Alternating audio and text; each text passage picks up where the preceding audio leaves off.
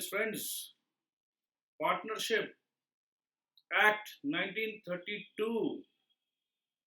और आज बड़ा ही एक्टिंग करना है, पार्टनर को निकाल देना है। Expulsion of partner section 33। Okay, so are you ready दोस्त? पार्टनरशिप जब हम करते हैं, दिल का नाता है। किसी भी समय हम ये नहीं सोचते हैं कि ऐसा वक्त आएगा कि पार्टनर को निकालना पड़ेगा। भैया बहुत बड़ा बात है, डिवोर्स टाइप का बात हो गया, डिवोर्स। ठीक है, एक्सपल्शन तो सीरियस मैटर है। आइए समझते हैं। Expulsion of a partner section 33। A partner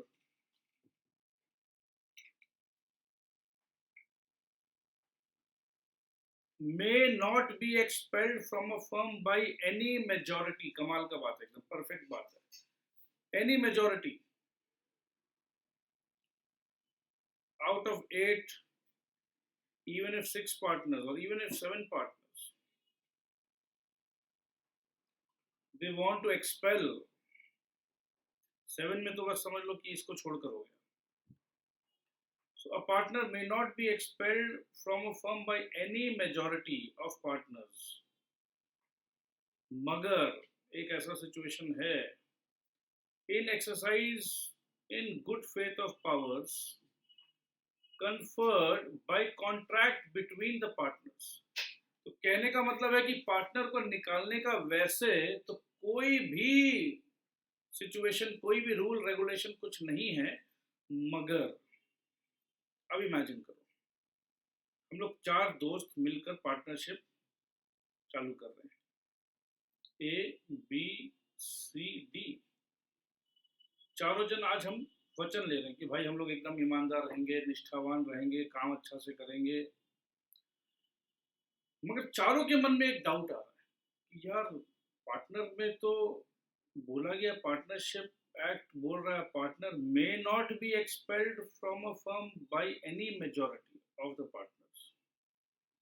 इसका मतलब ये कि अब कोई अगर, भाई मैं अपना गारंटी तो ले सकता हूँ, बट क्या पता कल को डी से ध्रुव, ध्रुव का यार थोड़ा सा डाउट रहता है मन में। इधर ध्रुव सोच रहा है कि यार अशोक का डाउट रहता है थोड़ा सा, आपस में बी से बम बम सोच रहा है कि यार चमचम का डाउट है मुझे। तो ऐसा हो सकता है यार, तो आपस में चारों जन सोच रहे भैया ये पार्टनरशिप एक्ट तो बोलता है पार्टनर को कोई निकाल ही नहीं सकता। इसका मतलब है कि अगर कोई चोरी करे, डकैती करे, धोखा करे तो भी नहीं निकाल सकते हैं। यार ये तो बड़ा गलत बात है। तो आपस में चारों पार्टनर्स ने मिलकर डिसाइड किया कि देखो ठीक है, वैसे तो पार्टनर को अगर हम लोग कोई भी जबरदस्ती निकालने का रूल तो नहीं है कि देखो भैया ए बी सी डी, अब ए बी एंड सी को डी से कोई तरीका से प्रॉब्लम हो गया तो ए बी सी मेजोरिटी हो गए और भैया डी जाओ, टाटा बाय बाय।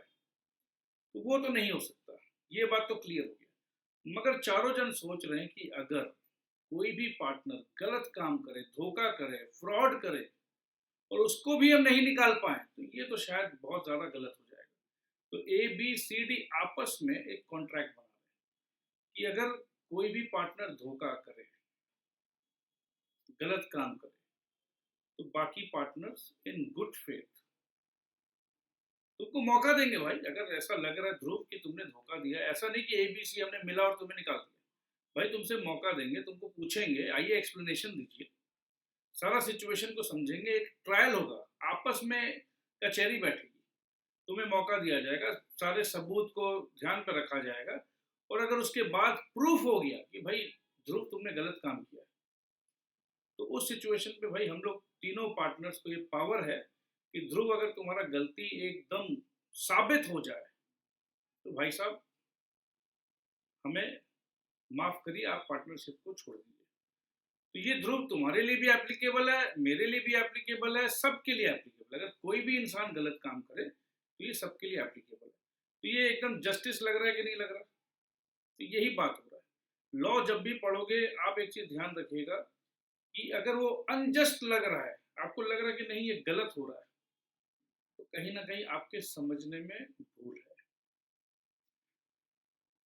क्योंकि हमेशा लॉ इवॉल्व होते रहता है समय के साथ। अगर कहीं कुछ गलत हुआ है पहले, तो उसको लेकर कोई ना कोई केस आया होगा कोर्ट के पास, और कोर्ट ने अपना फैसला दिया और वो गलत चीज़ चेंज हो गया। आज भी अगर आपको लग रहा है कि कुछ बहुत वाकई कुछ गलत हो रहा है, yes, you can file an appeal, you can file a case.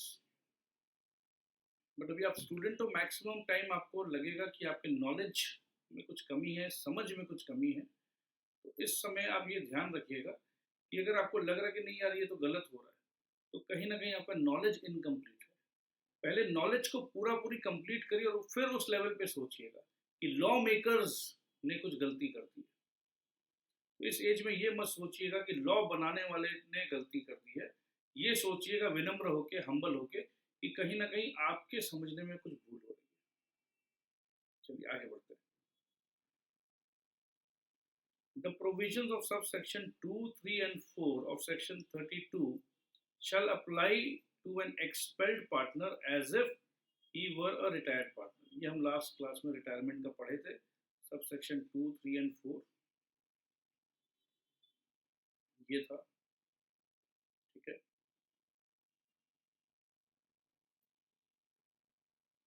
अब एनालिसिस देखते हैं।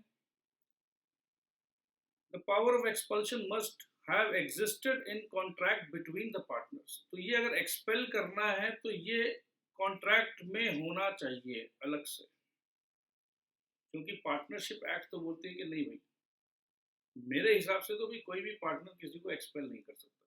तो partner A B C D ने आपस में तय किया कि कल को कुछ गलत काम भी हो जाए तो एक कॉन्ट्रैक्ट में हम डाल देते हैं।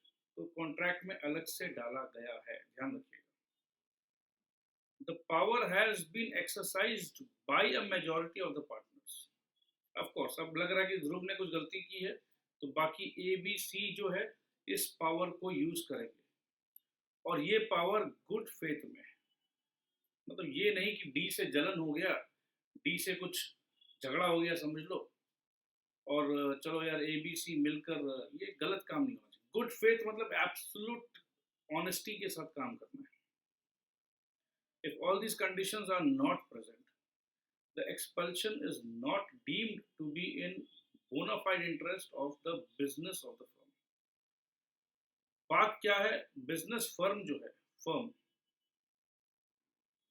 फर्म में 4 प्लेयर्स है, ए बी सी डी, चारों का मेन काम है फर्म का तरक्की करना। अब अगर डी को नाजायज तरीका से हटाया जा रहा है, तो ये of course bona fide interest of the business firm में नहीं है। Bona fide means good interest, true interest. ठीक है, ये बिजनेस के अच्छाई के लिए ये काम नहीं किया गया है, इससे बिजनेस सफर करने वाला है, फर्म सफर करेगा। अब ये कैसे पता चलेगा कि ये गुड फेथ में सही काम हुआ है? The test of good faith as required under section 33(1) includes the 3 things. कि देखो भाई, हमने जो किया न्याय पूर्वक किया है, गलत काम नहीं किया है, ईमानदारी से उसे पूरा मौका दिया है। ये कैसे पता चलेगा? The expulsion must be in the interest of the partnership. भैया इसको निकालना जरूरी है, इसको नहीं निकालेंगे तो ये अलग से साइड में अपना बिजनेस कर रहा है। क्लाइंट्स पार्टनरशिप फर्म का है, बट ये सारे क्लाइंट्स ले जाकर सेपरेटली डील करके सारा का सारा प्रॉफिट खुद हजम कर जा रहा है। तो इसको नहीं हटाएंगे तो भैया हमारा पार्टनरशिप खतरे पे है।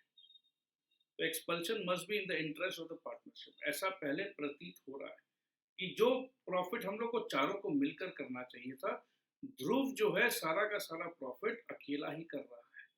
तो ये तो बहुत गलत काम कर रहा है, पार्टनरशिप के इंटरेस्ट के अगेंस्ट में है ये। उसके बाद the partner to be expelled is served with a notice. भैया ध्रुव, तुम्हारे खिलाफ सॉलिड सबूत है, क्योंकि वर्मा जी जिसको तुमने माल बेचा है उनका बयान है मेरे पास। वर्मा जी आए थे दुकान पे, तुमने कहा अरे वर्मा जी यहाँ तो जो चीज़, जो टेबल, लेट से फर्नीचर का दुकान है हमारा, फर्नीचर बिजनेस है ABCD का, तो ये सेम टू सेम डिज़ाइन जो हम 50,000 में बेच रहे हैं पार्टनरशिप फर्म में, तुमने वर्मा जी को कहा वर्मा जी ये डिज़ाइन आपको मैं अलग से दे दूंगा 45,000 रुपये में, आप किसी को भूलिएगा मत। भैया वो वर्मा जी मेरे मित्र थे, मैंने जानबूझकर उनको भेजा था। अब बताओ भैया, ध्रुव तुम्हें क्या कहना है, ऐसा हो सकता है? तो ध्रुव का चोरी पकड़ा गया। तो ध्रुव अलग से क्लाइंट्स को ले जाके अलग से 45,000 में बेच रहा है। अब ध्रुव को मौका दिया जाए, हाँ ध्रुव बोलो बेटा, क्या बोल रहे हैं? He is given an opportunity of being heard. सारा सबूत, सब कुछ सामने आ गया, दूध का दूध पानी का पानी हो गया। तो ये क्लियर है कि ध्रुव गलत काम कर रहा था। तो भैया ध्रुव, जैसे हमने डिसाइड किया था, कोई भी अगर गलत काम करे तो उसे पार्टनरशिप से हटा दिया जाएगा। तो ये है कहानी। अगर ऐसा सिचुएशन नहीं है, ध्रुव को मौका नहीं दिया गया, आपने बस अपने हिसाब से ही कुछ भी कहकर उसको निकाल दिया, तो गलत है। If a partner is otherwise expert, otherwise मतलब ये तीन चीज अगर नहीं किया, बिना ये तीन चीज, कौन सा ये तीन चीज, ये तीन, 1 2 एंड 3, बिना इन तीन चीजों के अगर आप पार्टनर को एक्सपेल करते हो, otherwise expel, the expulsion is null and void, ये नहीं माना जाएगा। आपने ऐसे ही बस तीन जन ने मिलकर डिसाइड कर लिया है, जाओ ध्रुव कल से तुम पार्टनर नहीं, हाँ, उसका कोई वैल्यू नहीं है। It may be noted that under the act, कौन सा act? Indian partnership act, the expulsion of partners does not necessarily result in dissolution of the firm. ये तो पहले भी डिस्कशन किया था हमने कि अगर किसी एक पार्टनर को रिटायरमेंट मिल रहा है या एक्सपेल्शन कर रहे हैं, तो ये जरूरी थोड़ी ना कि फर्म डिसॉल्व हो जाएगा। ये बात क्लियर है आपको। The invalid expulsion of a partner, invalid मतलब ये गलत एक्सपल्शन हुआ है, does not put an end to the partnership even if the partnership is at will and it will be deemed to continue as before. तो भैया invalid जो है वो तो इनवैलिड है, बात तो खत्म है इसमें। अब ये एग्जाम्पल देखिए, बड़ा ही कमाल का एग्जाम्पल है। पार्टनर्स की बीवी जो है, wife, madam, better half, spouse, एक पार्टी में गई थी और बिंदु ने इंदु से कहा, ए इंदु, तुमने सेम टू सेम मेरा वाला साड़ी क्यों पहनकर आई इस पार्टी में? शर्म नहीं आता? अपने दोनों एकदम कैसे बैंड पार्टी टाइप के लग रहे। हमारे हस्बैंड तो पार्टनरशिप में है और हम और तुम देखो एक ही साड़ी पहनी, तुम हमेशा मेरा नकल क्यों करती हो? बिंदु इंदु से कह रही है, नकलची कहीं। अब इतना सा ही बात था, बस थोड़ा सा बात ऐसे छेड़खानी शुरू हुआ और उतना में रूपा आई और रूपा ने आग लगा दिया। हाँ ये इंदु का तो बस तुमसे जलती है। हाँ हाँ मेरे से जलती है, खुद का शक्ल की ना सूरत की, मेरे से जलती है। उसको क्या लगता है मेरे से ज्यादा सुंदर है? ये बात होते होते झगड़ा बहुत बढ़ गया, छोटा सा बात। अब झगड़ा बढ़ गया, इंदु आके अपने हस्बैंड को बोलती है, आकाश को, सुनिए जी, जो विकास है ना, उसकी वाइफ एकदम ठीक नहीं है। ये जो वही इंदु दीदी, खैर उसको तो दीदी भी नहीं बोलना, और प्लीज आप छोड़िए, इनके साथ काम नहीं करना। तो इस तरीका का कुछ एग्जाम्पल हम पढ़ने वाले, आइए देखते हैं। A, B, and C are partners in a partnership firm. They are carrying their business successfully for past several years. Spouse of A and B fought in the ladies' club on their personal issue, and A's wife was hurt badly. बहुत चोट लगा।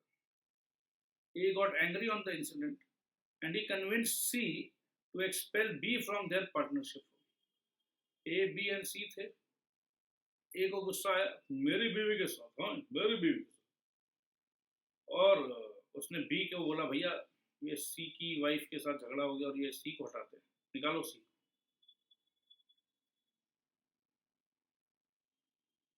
अच्छा, ये सी को convince किया कि B को निकालते, चलो ठीक है, बात एक ही है, क्या फर्क पड़ता है, ठीक है। So he convince C to expel B from their partnership firm. B was expelled from the partnership without any notice. याद करिए, नोटिस देना पड़ता था, ठीक है। The partner should be expelled, should be given a notice, ये वाला point. एक तो इंटरेस्ट ऑफ पार्टनरशिप, ये तो इंटरेस्ट ऑफ पार्टनरशिप नहीं है, पहला पॉइंट ही क्लियर गलत हो गया। ये तो पर्सनल इंटरेस्ट, दुश्मनी, बीवी को खुश करने के लिए, नोटिस भी नहीं दिया और उससे कुछ सुना भी नहीं, अपॉर्चुनिटी ऑफ बीइंग हर्ड भी नहीं, तो तीनों पॉइंट नहीं हो रहा है यहाँ पर। देखिए,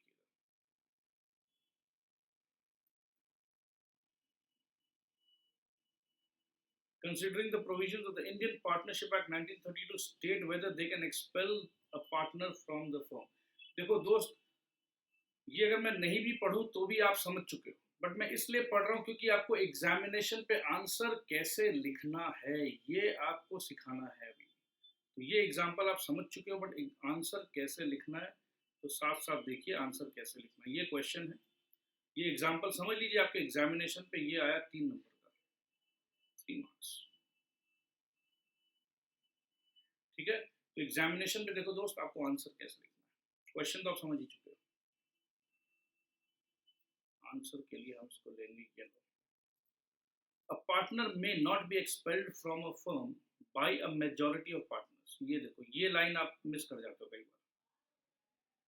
आप एग्जाम्पल पे आंसर आप आंसर जब लिखते हो तो ये पॉइंट अगर आप मिस कर जाते हो, मेजॉरिटी ऑफ पार्टनर्स, आपका आधा नंबर कट जाएगा। Accept in exercise of good faith of powers conferred bye contract. ये बाय कॉन्ट्रैक्ट भी लिखना जरूरी है, क्योंकि पावर कहाँ से मिला निकालने का, आपस में उन्होंने कॉन्ट्रैक्ट किया था बिटवीन द पार्टनर्स। तो ये अगर आप देख रहे हो तो ये बेसिकली शुरुआती ये 2 टर्म बहुत इंपॉर्टेंट है। मैं तो बोलूं कि इसमें ही 1.5 नंबर मिल जाना चाहिए, 1.5 marks. It is thus essential that the power of expulsion must have existed in the contract between the partners. वही चीज को लिखा गया दोबारा। दूसरा point, the power has been exercise by majority of the partners. ठीक है, ये 2 चीज आ गया। तीसरा point, it has been exercised in good faith। और गुड फेथ का आपको पता है गुड फेथ कैसे होता है, बिजनेस इंटरेस्ट, नोटिस और ये opportunity to be heard. If all these conditions are not present, the expulsion is not deemed to be in bona fide interest of the business of the firm। ये भी देखो आधा point दिलाएगा। Law का language को पकड़ के answer लिखना है मेरे दोस्त, अपना लैंग्वेज मत खोजने का कोशिश करिएगा प्लीज। मैं इसीलिए आपको लॉ का लैंग्वेज को आपके भाषा में कन्वर्ट करके बहुत धीरे धीरे पढ़ा रहा हूँ। समझने से नहीं होगा काम, मार्क्स अगर आपको चाहिए तो ये लैंग्वेज चिपकाना पड़ेगा। 10 according to the test of good faith. ये टेस्ट ऑफ गुड फेथ देखो कितना इंपॉर्टेंट है दोस्त मेरे। टेस्ट ऑफ गुड फेथ याद है ना, वो 3 पॉइंट्स थे टेस्ट के, ये चीज भी देखो लिखा गया। According to the test of good faith as required under section 33(1)। ये अगर याद नहीं हो तो मत लिखना। Expulsion of partner B is not valid, ये आया पॉइंट, यहां मिलेगा आपको 1 नंबर, आधा नंबर। तो कुल मिला के देखो कहां कहां पर इंपॉर्टेंट है कि आपने पूरा कहानी समझाया, लास्ट में आपने अपना वर्डिक्ट दिया जज की तरह कि भैया इस सिचुएशन के हिसाब से expulsion of B is not valid.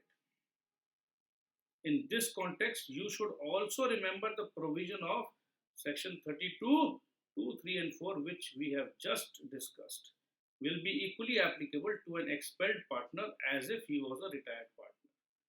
ये तो चलो अपने को अलग से बताया जा रहा है, ये बट क्वेश्चन आ सकता है अगर कोई वैलिड एक्सपल्शन हो तो ये 3 सेक्शन आपको चिपकाना है, रिटायरमेंट में भी और एक्सपल्शन में भी। चलो दोस्त, अब हम आ गए हैं इनसॉल्वेंसी में। Insolvency of a partner. Insolvency का मतलब कौन बताएगा। इनसॉल्वेंसी पहला बार तो नहीं पढ़ रहे हैं, कॉन्ट्रैक्ट एक्ट में हम लोग पढ़ चुके हैं, फिर भी अगर मैं ये अज्यूम करूं कि आप कॉन्ट्रैक्ट एक्ट नहीं पढ़े हो। Insolvency of a partner, insolvency को कहते हैं दिवालिया, या कहा जाता है कि भाई मेरे पास 1,000 रुपये है, 1,000 रुपये, और मुझे गांव को 10,000 रुपये देने हैं और मेरे पास कुछ भी नहीं है। I don't have any thing. मैं 9,000 कहाँ से लाऊं, मुझको कुछ भी नहीं है, मेरे पास बेचने को भी कुछ नहीं है। या चलो बेच बाच के भी मैं 5,000 रुपया और इकट्ठा कर पाऊंगा, तो भी 6,000 रुपया है और देना मुझे 10,000 रुपया है। तो मैं कोर्ट में जाता हूँ और कोर्ट में बोलता हूँ, जज साहब मैं बर्बाद हो गया हूँ, मुझे इनसॉल्वेंट डिक्लेयर कर दीजिए। इनसॉल्वेंट जैसे ही आपको जज डिक्लेयर कर देगा दोस्त, उसके बाद क्या होता है मैं आपको बता देता हूँ। ये बहुत बेइज्जती की तो बात है, इज्जत वाली बात तो है नहीं। इनसॉल्वेंट डिक्लेयर होने का मतलब है आप जिंदगी भर कोई भी कॉन्ट्रैक्ट में पार्टिसिपेट नहीं कर पाओगे।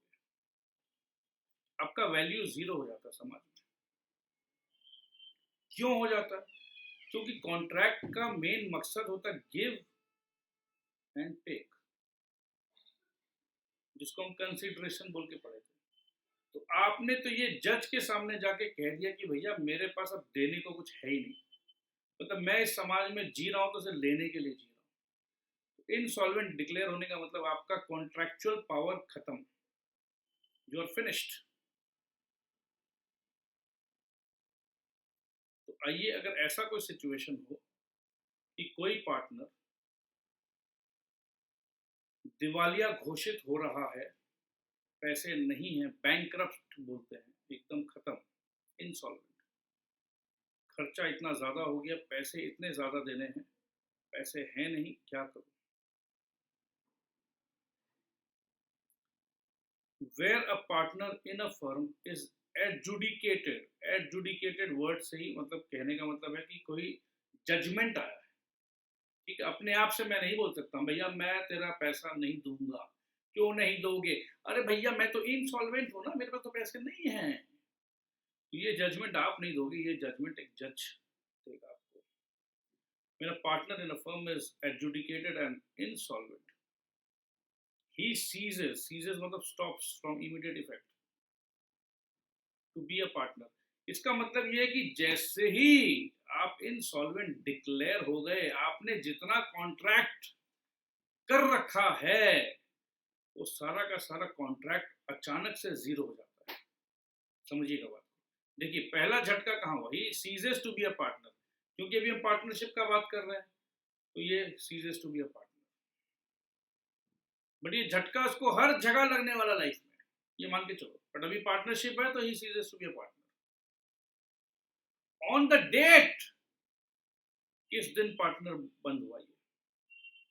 On the date on which the order of adjudication is made. Order आता है भैया, जज साहब एक ऑर्डर लिख के देते हैं, order of adjudication is made whether or not the firm is hereby dissolve.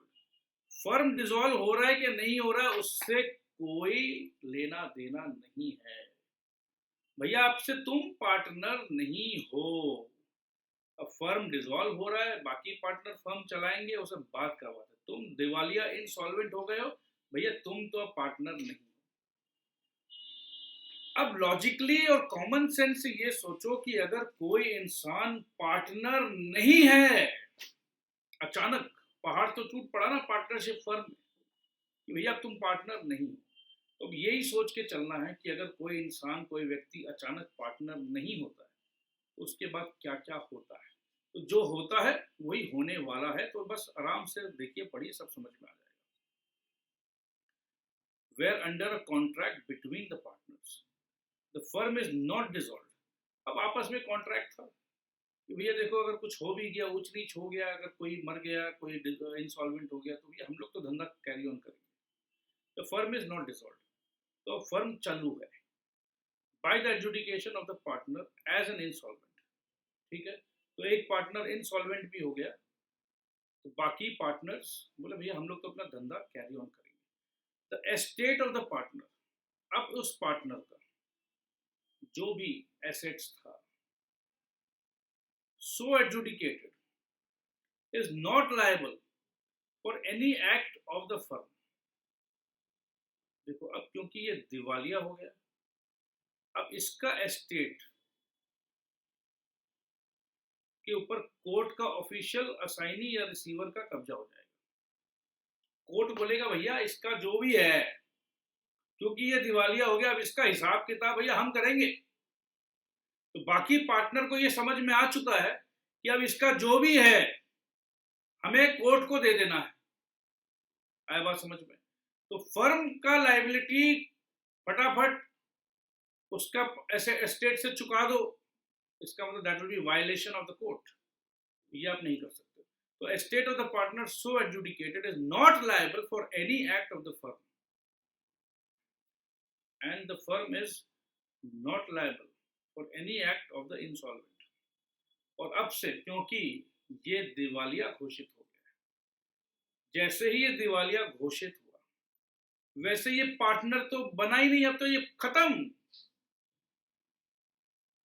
देखो, एक होता है पब्लिक नोटिस देना पड़ता है कि मैं पार्टनरशिप छोड़ रहा हूं, बट भैया यहां तो बहुत बड़ा नोटिस आ गया है, कोर्ट की तरफ से नोटिस पब्लिक को पहले ही मिल गया है कि भाई साहब mister Dhruv is an insolvent. तो जो इंसान इंसॉल्वेंट है, जो इंसान का कोर्ट ने उसका अस्तित्व को जीरो कर दिया, जीरो, तो भैया पार्टनरशिप फर्म क्यों उसको गले लगाएगा? बोले भैया अब तो तुम जो करोगे भैया हमारा कोई जिम्मेदारी नहीं है। अब कोई भी उस इंसान के साथ डीलिंग करता है तो वो अपने रिस्क पे करेगा, उसको कोई गले नहीं लगाएगा। Is not liable for the act of insolvent. कब से भैया कल तक तो अच्छे भले थे, हमारे पार्टनर थे, सब कुछ थे, इज्जत ढका हुआ था। आज कोर्ट का ऑर्डर आ गया कि इंसॉल्वेंट है, बस जैसे ही ऑर्डर आया उसके बाद कोई उसको गले नहीं लगाएगा, कोई उसको प्यार नहीं करेगा, क्योंकि भैया पैसा बहुत बड़ा चीज है। Done after the date on which the order of adjudication is made।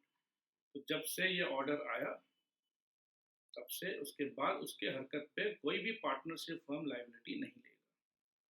और पार्टनरशिप फर्म बोलेगा अरे भाई तुमको पता नहीं है वो दिवालिया है, भैया हम क्यों ले, अब तो हम हमारे से भी कोई लेना देना नहीं है। भैया कल तक पार्टनर थे, कल तक, आज का बात कर रहे हो भैया, आज जो हमारे साथ कोई लेना देना नहीं है। तो ये चीज आप समझ जाइए।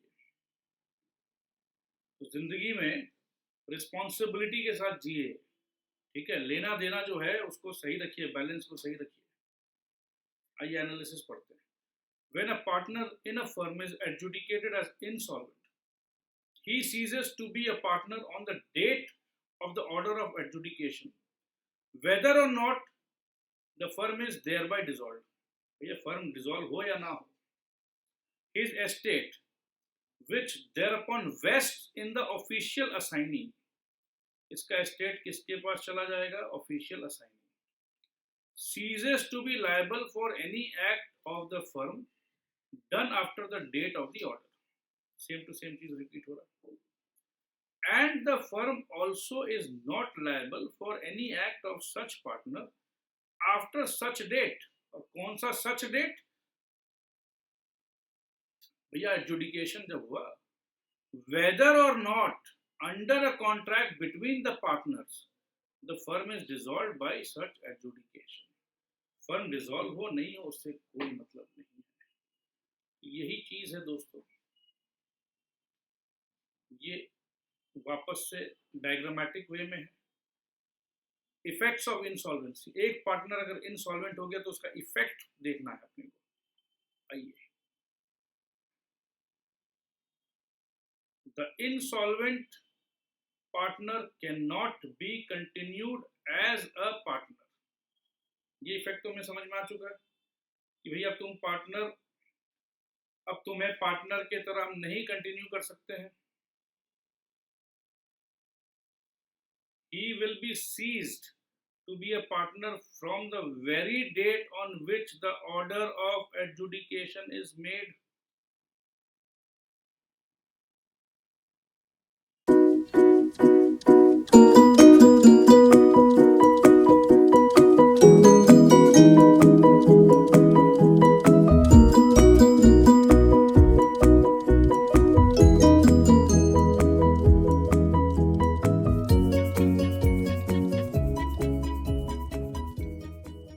The estate of the insolvent partner is not liable for the acts of the firm done after the date of order of adjudication.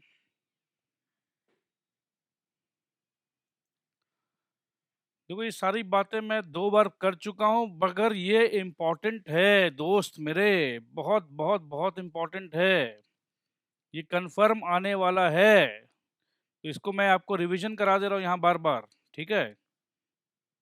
The firm is also not liable for any act of the insolvent partner after the date of the order of adjudication.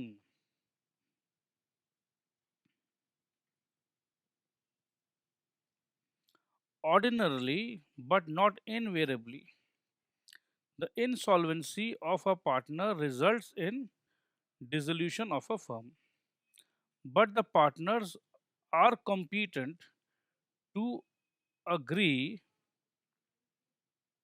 among themselves that the adjudication of a partner as an insolvent will not give rise to the dissolution of the firm. Ordinarily, but not invariably, आम तौर पे अगर कोई partner insolvent declare हो जाए तो आम तौर पे फर्म डिसॉल्व हो जाता है, डिसोल्यूशन हो जाता है, मगर नॉट इनवेरेबली का मतलब यह कि मगर अगर चाहे तो बाकी पार्टनर्स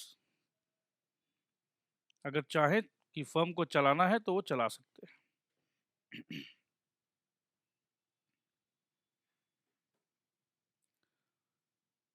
अभी हम बात कर रहे थे डिसोल्यूशन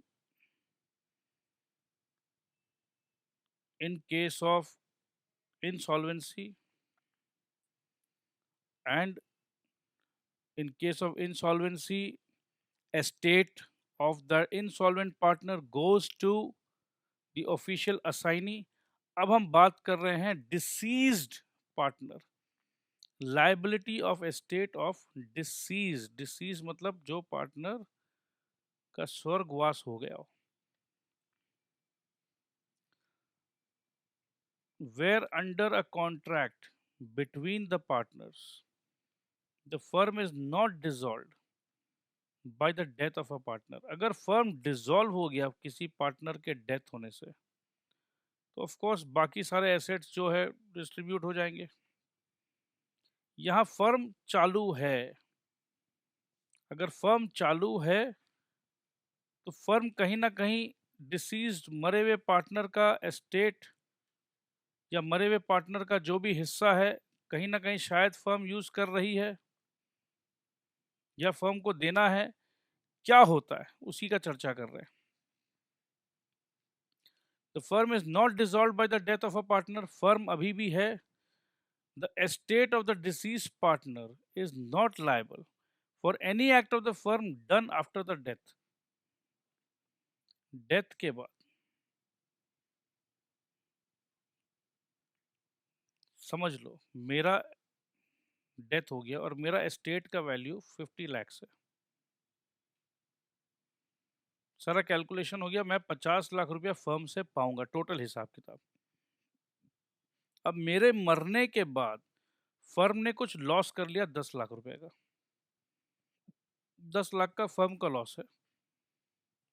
फर्म बोलेगा अच्छा ये भी मर गया है, जो भी है पार्टनर तो है था, तो भैया 5 लाख का लॉस तेरे नाम पे मान देते हैं, और फिर मुझे 50 के जगह 45 लाख पकड़ाने का चेष्टा कर रहे हैं। तो ये चीज नहीं चलेगा, नहीं चलेगा, नहीं चलेगा। अब आप बोलिए कि अरे सर रिटायरमेंट के केस में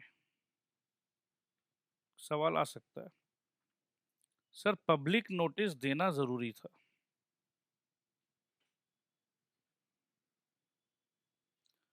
तो यहाँ डेथ के केस में सर क्या होगा, क्या उसको भी पब्लिक नोटिस देना होगा? डेथ के केस में पब्लिक नोटिस देना होगा।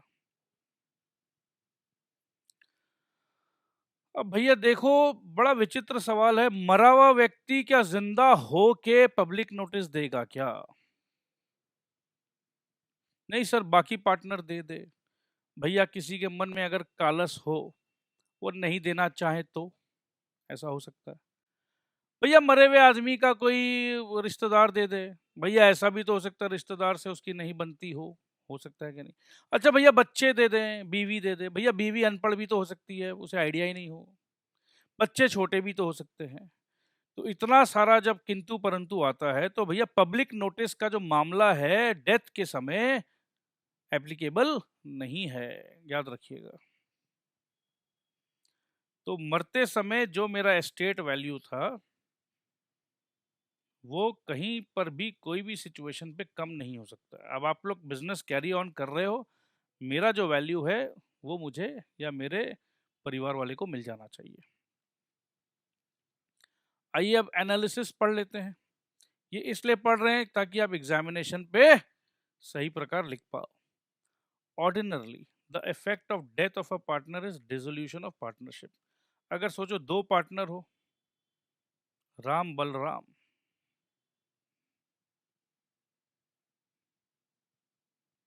सर राम कभी मरते नहीं, अच्छा ठीक है तो बलराम को मार देते हैं। सर बलराम में तो इतना बल होता है, वो कैसे मर सकते हैं? अरे भैया भगवान का बात नहीं कर रहे हैं, चलो जो भी है भावनाओं को समझो, बलराम जी मर जाते हैं तो ये पार्टनरशिप, दो पार्टनर है तो ऑटोमेटिकली डिसॉल्व हो गया। ये तो बहुत बचकाना सी बात थी, आप समझ चुके हो। चलिए, ordinarily the effect of death of a partner is dissolution of the partnership, but the rule in this regard to the dissolution of partnership by death of a partner is subject to contract between the parties। ये दो से ज्यादा है, पांच छह partner है तो आपस में कॉन्ट्रैक्ट कर ली कि भैया कोई मरेगा तो भी हम लोग पार्टनरशिप को चलाएंगे।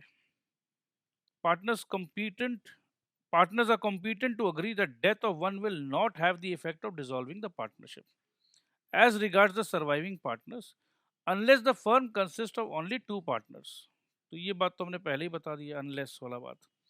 अब आपको देखो सिली लग रहा होगा कि सर ये बड़ा सिली सा बात है, आप क्या समझा रहे हैं। भैया मेरे प्यारे बच्चों, ये भले ही कितना ही सिली सा बात हो, मगर unless the firm consist of only two partners नहीं लिख कर आओगे तो भैया एक नंबर चला जाएगा। तो इसीलिए मैं आपको बता रहा हूँ कि जितना मैं पढ़ा रहा हूँ आपको एकदम डिटेल्ड में पढ़ा रहा हूँ, और नॉलेज आप समझ लिए हो, इजी है। इसमें क्या है, आपको जाके एग्जैजरेट करना, आपको जाके एग्जामिनर को बताना है कि भैया मैं किताब लिख सकता हूँ पार्टनरशिप पर। आपका आंसर स्क्रिप्ट ऐसा होना चाहिए उसको लगे कि कोई ऑथर, भैया ये तो पार्टनरशिप पे किताब लिख सकता है। तो ये दिमाग में रखना आपको, जब भी आप किताब लिखते हो आप कोई भी पॉइंट को मिस नहीं कर सकते हो। तो आपको ये समझ के सीए का पढ़ाई करना है दोस्त। प्रोफेशनल एग्जामिनेशन और क्लास 11-12 का एग्जामिनेशन में यही फर्क है। 11-12 के एग्जामिनेशन पे ये सारे के सारे बोर्ड वाले जो है ये आपको नंबर देने के लिए बैठे हैं। आईएससी वाला सोचता कि मेरा यहाँ 98 99 दूं, सीबीएसई वाला सोचता कि मेरे यहाँ 98 99 हो, तो वो नंबर देने का मौका खोज रहे थे। भैया ये सीए इंस्टीट्यूट वाले हैं, ये नंबर काटने का मौका खोज रहे हैं। तो ये डिफरेंस आपको पहले समझ लेना होगा। तो वो भूल जाइए, 11-12 में आपने बस हल्का सा थोड़ा सा नॉलेज था, कुछ भी लिख दिया नंबर मिल गया। यहाँ हल्का सा नॉलेज से काम नहीं चलेगा, एग्जॉस्टिव नॉलेज, प्रोफेशनल नॉलेज का दरकार है। चलिए आगे बढ़ते हैं। In order that the estate of the deceased partner may be absolved from liability for future obligations of the firm, अब फ्यूचर ऑब्लिगेशन से हमें मुक्त करना है। It is not necessary to give any notice either to public or to the person having dealings with the firm। माया बात समझ में, कोई पब्लिक नोटिस का दरकार नहीं है। हमारा समाज ऐसा होता है ना दोस्त, अगर कोई व्यक्ति नहीं रहते हैं, देहांत हो जाता, मर जाते हैं, तो ये बहुत फास्ट ट्रैक पे अपने आप सर्कुलेट और स्प्रेड हो जाता है। अरे यार सुने हो घनश्याम बाबू नहीं रहे, क्या कह रहे हो, 2 दिन पहले तो साथ में समोसा जलेबी खाए थे। भैया भगवान की इच्छा के सामने किसका इच्छा चल सकता है। अच्छे भले थे भैया, दिल का दौरा आया चल बसे। भैया मैं तो कहता हूँ ऐसा ही मौत मिले, हॉस्पिटल में जाके डॉक्टर लोग चीर फाड़ करते हैं, कमाया हुआ सारा 20 साल का कमाई जो है ना निकल जाता है। भैया अच्छा है भैया, आप देखो मरने वाले को तो कौन रोक सकता है, और जाने वाले के साथ तो जाया भी नहीं जाता है। भैया मत पार्टनरशिप फर्म में भैया पूरा मेहनत वही कर रहे थे, क्या होगा आप देखो। तो ऐसा बात जो है बहुत हाई स्पीड में फैलता है, वाईफाई नेटवर्क की तरह फैलता है।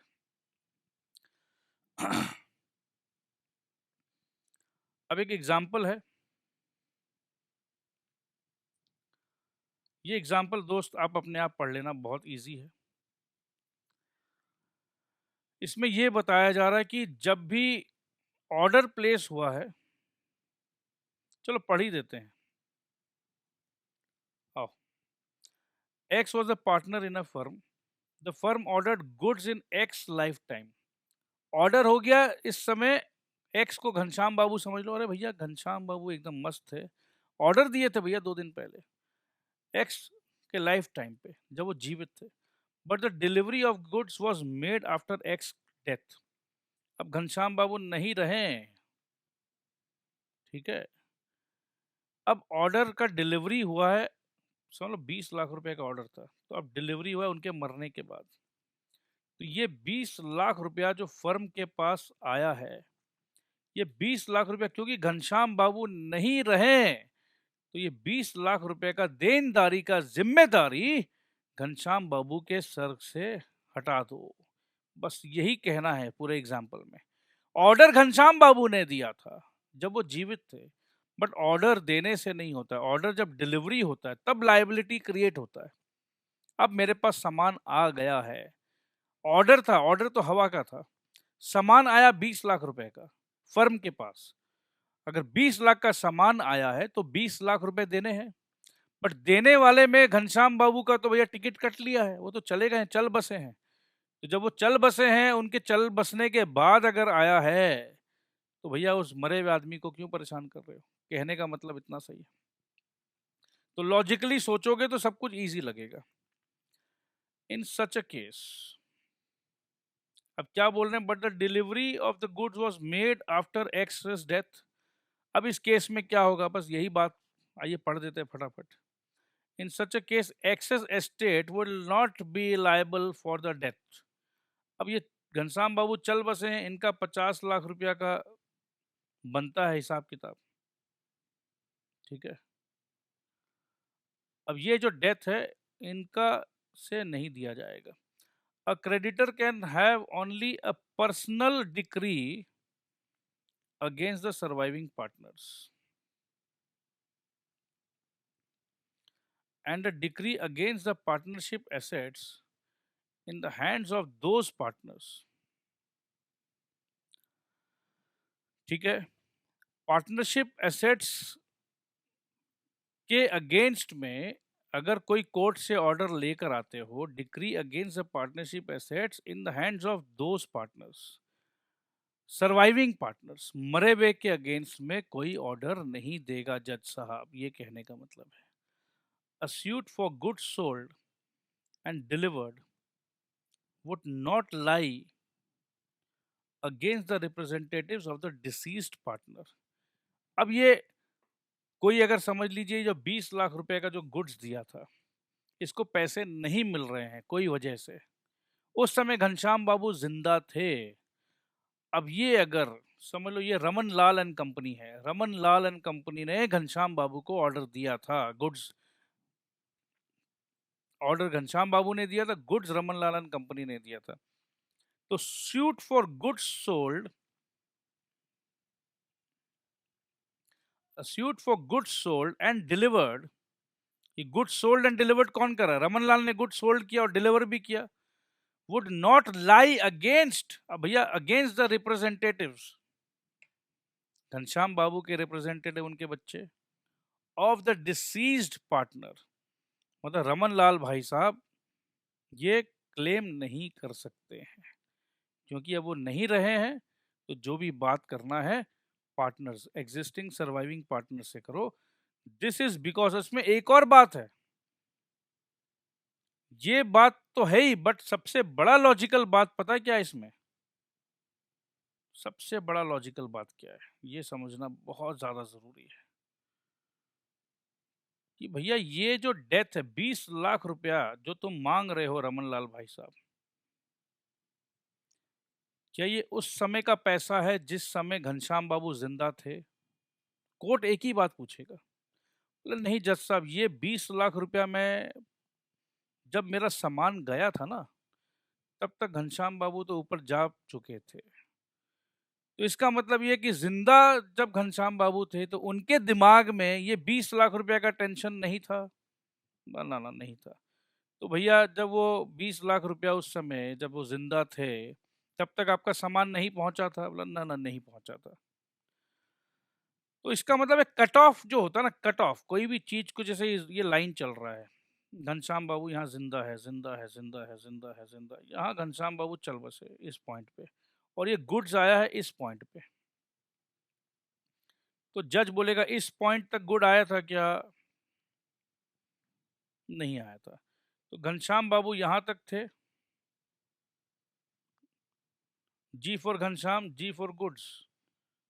तो भैया ये क्यों जबरदस्ती का मरे हुए आत्मा को दुखा रहे हो? तो ये सिंपल लॉजिक है।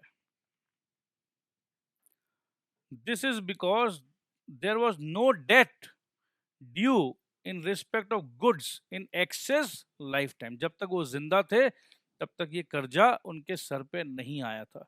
देखो इसका इंपॉर्टेंट क्या है पता है?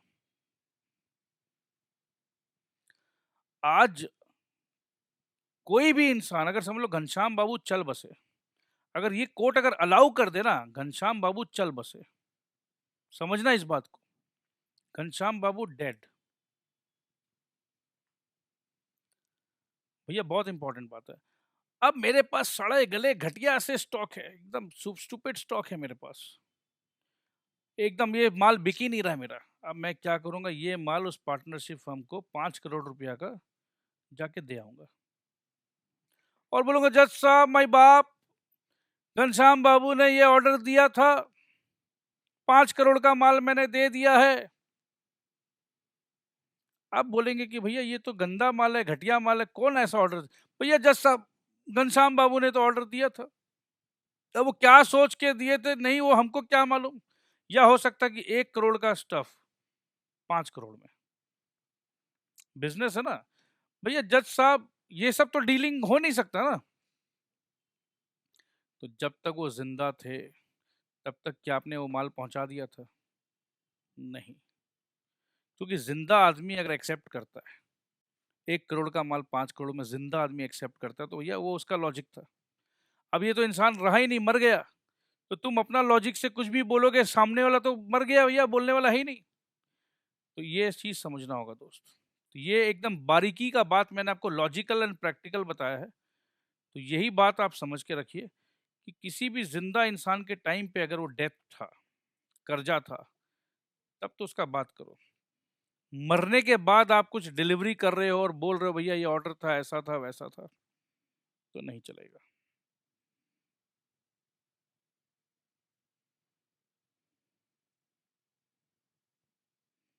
इस पे बहुत सारा चर्चा हो सकता है, ठीक है, बट अभी पार्टनरशिप फर्म में बात कर रहे हैं। ऑर्डर अगर था, फर्म की तरफ से ऑर्डर था, तो घनश्याम जी का पर्सनल एसेट को हटा के बात करोगे। बाकी इस ऑर्डर के अगेंस्ट में आपके जो बाकी पार्टनर्स है they will deal with it. मरे हुए आदमी को हटा दो, इसको सिंपली ऐसे समझो आप।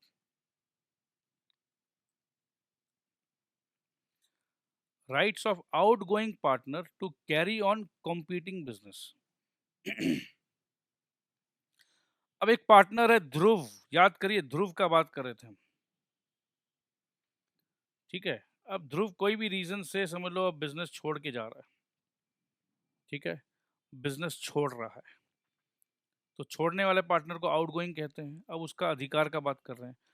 N outgoing partner may carry on business competing with that of the firm. May, भैया मैं भी फर्नीचर का ही काम करूंगा, and he may advertise such business. काम भी करूंगा और एडवर्टाइज भी करूंगा, but subject to contract, he may not. तो ये बोलना ये चाह रहे हैं कि भैया कोई भी पार्टनर, ही मे, ओके,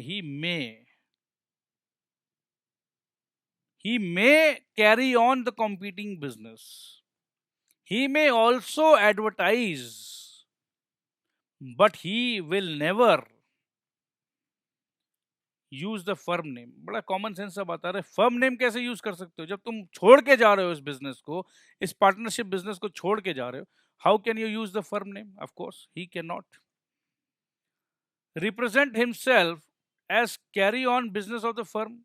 भैया फर्म छोड़ भी रहे हो और बाहर बोल रहे हो कि भैया मैं तो इसी फर्म के यहाँ काम कर रहा हूं, कैसे बोल सकते हो?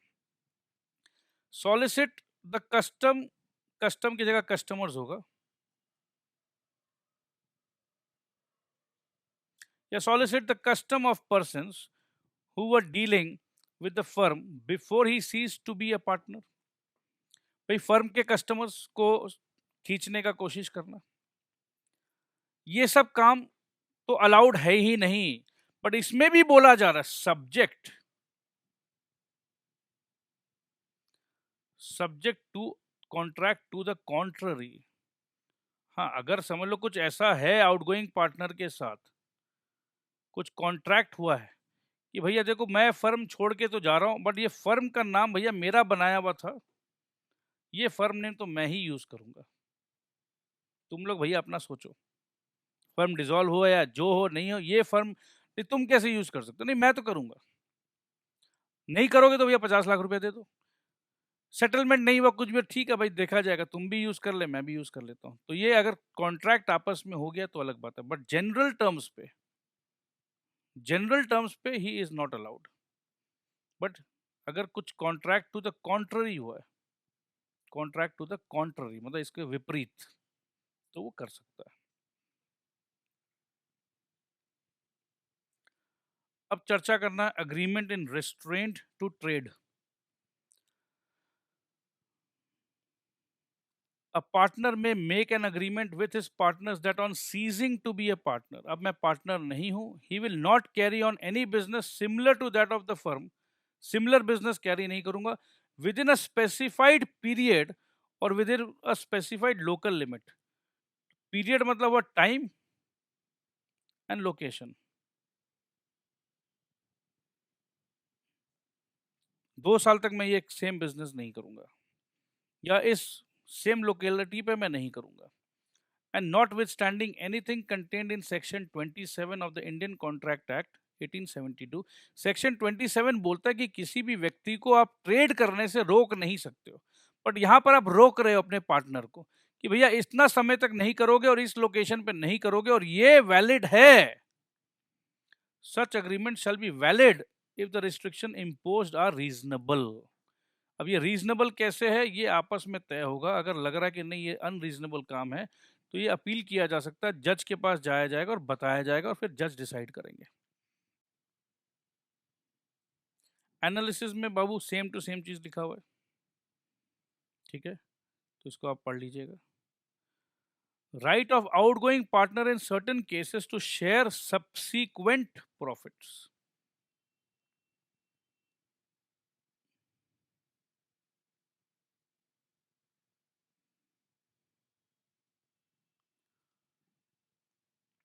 where any member of the firm has died or otherwise ceased to be a partner।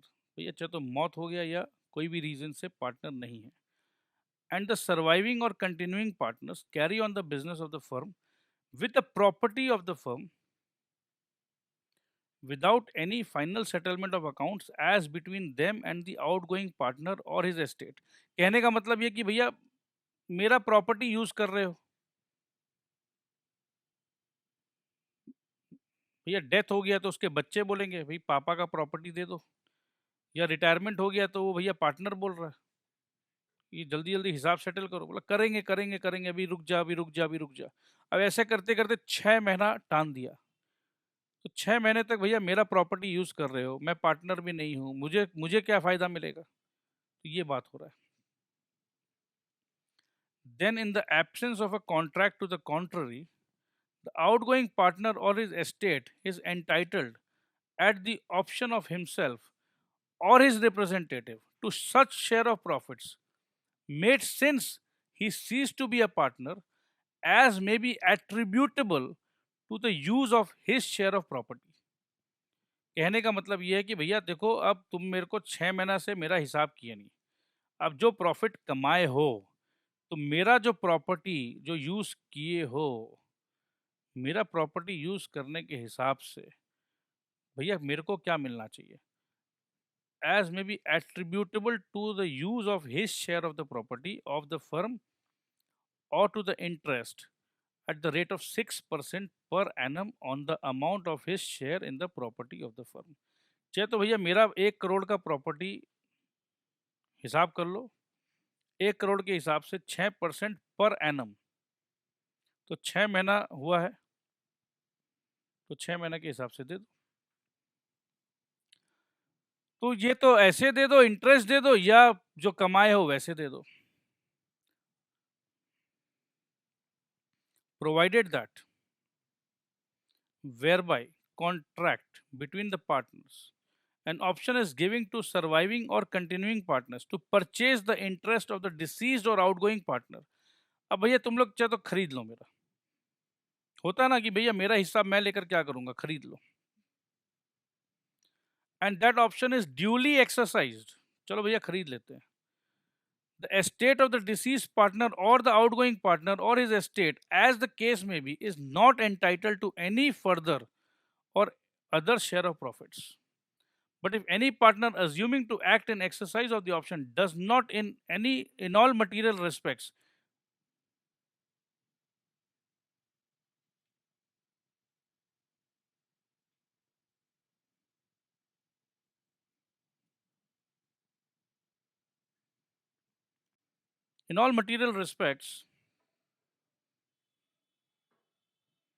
comply with the terms thereof, he is liable to account under the foregoing provisions।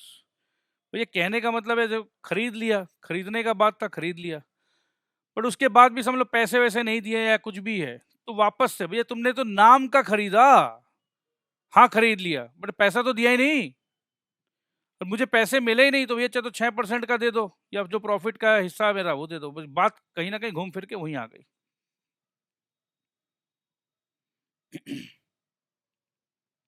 Analysis देख लो,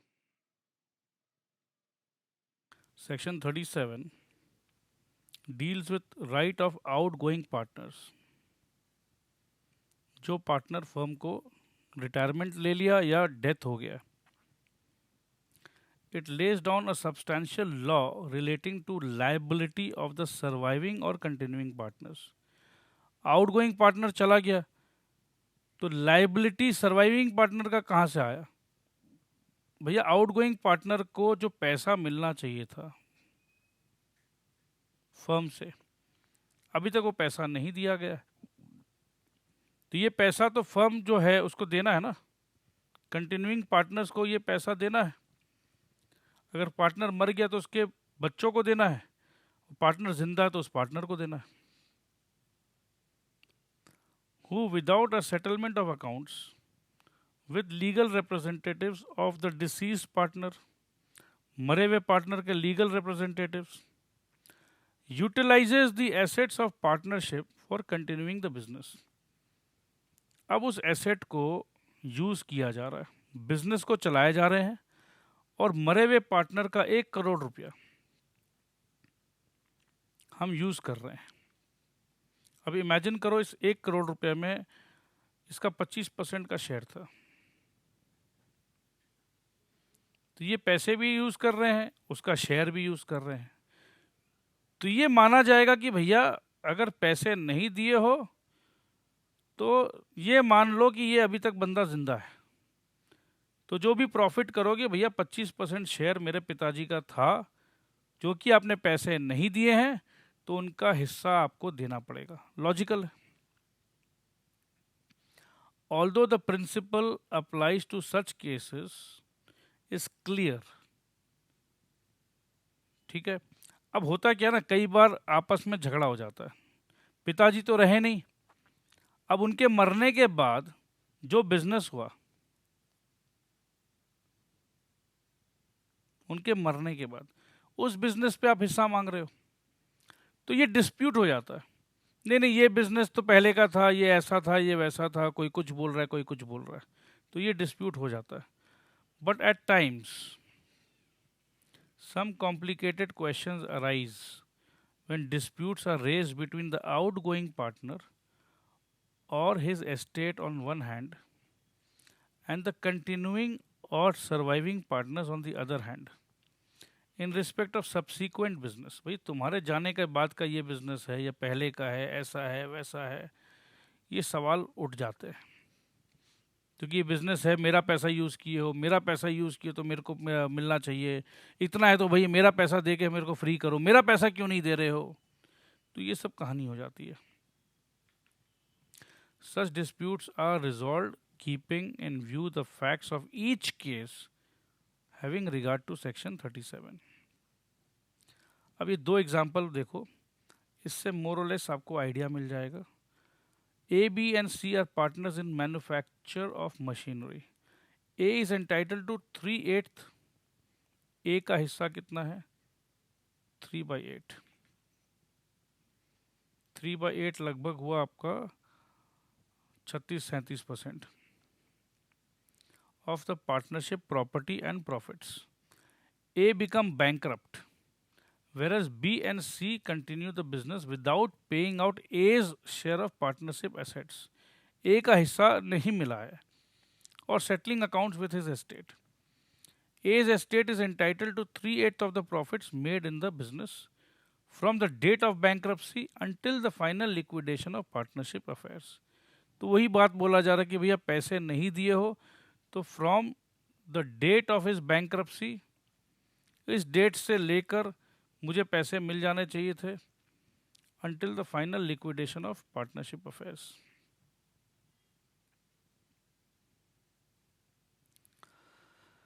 दूसरा एग्जांपल देख लो, A, B and C are partners। C retires after selling his share in the partnership firm। A and B fail to pay the value of the share to C as agreed। अब C ने कहा भैया मेरा ये 1 करोड़ में खरीद लो, तो हाँ खरीद लेंगे, मगर 1 करोड़ खरीद के A और C ने पैसे नहीं, A and B ने पैसे नहीं दिए। The value of the share of C on the date of his retirement from the firm would be pure death from the date on which he ceased to be a partner। अब जिस दिन से मैं हट गया हूँ, मैंने आपको अपना एसेट्स बेच दिया, अब मैं 1 करोड़ रुपया पाऊंगा और इंटरेस्ट के साथ पाऊंगा। As per the agreement entered into the parties, C is entitled to recover the same with interest। तो इंटरेस्ट बताया गया था 6%, इंटरेस्ट बताया गया था 6% पर एनम। चलिए अब लास्ट, आज का बस एक लास्ट टॉपिक रह गया है, revocation of continuing guarantee by change in the constitution of firm. सीधा सीधी इसका मतलब क्या? रिवोकेशन मतलब जो ओरिजिनल बात थी अब वो चेंज हो गया, चेंज, रिवोकेशन। अब समझ लो A, B and C partners थे, तो A, B एंड C ने कुछ गारंटी दिया था किसी को, थर्ड पार्टी को, या A, B एंड C को कुछ गारंटी मिला था।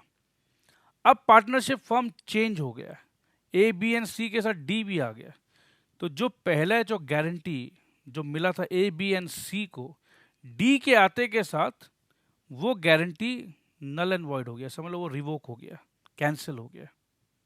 ठीक है, तो जैसे ही कोई भी कॉन्स्टिट्यूशन चेंज होगा तो पुराना गारंटी चाहे फर्म ने दिया हो या फर्म ने लिया हो, ठीक है, थर्ड पार्टी ने दिया था तो उस फर्म को दिया था A, B एंड C को, अब B मर गया है, नया फर्म बन गया है, तो जैसे ही नया फर्म कॉन्स्टिट्यूट होता है पुराना गारंटी देना या लेना सब कैंसिल।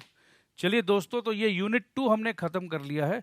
लास्ट यूनिट अब हम देखना है, वो नेक्स्ट क्लास में स्टार्ट करेंगे, दैट इज़ रजिस्ट्रेशन। फर्म को रजिस्टर कराने का क्या फ़ायदा है। फॉरेन कंपनी में तो रजिस्ट्रेशन, जैसे फॉरेन, मैं बोला फॉरेन कंपनी नहीं, फॉरेन कंट्री, फॉरेन कंट्री में तो registration of partnership is absolutely compulsory. अगर आप नहीं करोगे तो वहाँ पर पेनल्टी लगता है। बट इंडिया में ऐसा नहीं है। इंडिया में अगर आपने नहीं भी रजिस्टर किया तो कोई दिक्कत नहीं है, चलेगा। बट कुछ ऐसा सिस्टम हम देखेंगे कि नहीं करने से बहुत नुकसान है, तो घुमा के इनडायरेक्ट तरीके से वो आपको प्रेशराइज करेंगे कि भैया आप चुपचाप रजिस्ट्रेशन करा लो। तो ये छोटा सा चैप्टर है, we will continue next day. Take care. और आप कुछ भी अगर आपको नहीं समझ में आए तो 9830175050 आप व्हाट्सएप करिए, SMS करिए, we are there to answer you. Take care, enjoy studying, bye bye, and don't forget to subscribe the channel.